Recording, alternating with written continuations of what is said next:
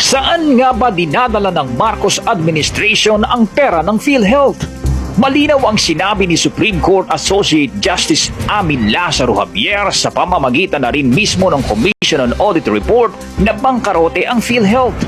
Ang pagyayabang ni Pangulong Bongbong Marcos at Senator Grace Poe na may excess fund daw o sobra-sobra ang pera ng ahensya kaya siniro subsidy ito ay nagdudumilat na fake news. Hindi kasi pwedeng kontrahin ang COA dahil ito ang may authority o institusyon na may mandato ng saligang batas para busisiin at husgahan ang pinaggagawa sa pera ng PhilHealth. Iba talaga ang lakad ng administrasyon sa 10 ng mga kaalyado nito dahil iba ang kanilang sinasabi sa taong bayan kumpara sa katotohanan.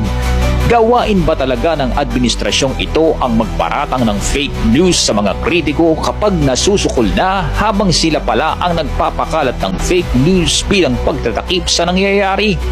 Ngayong nilantad na ni Justice Javier ang totoong estado ng PhilHealth, magpapapreskon ba ang administrasyon o si Grace Poe para sabihing fake news ang COA report o fake news si Justice Javier?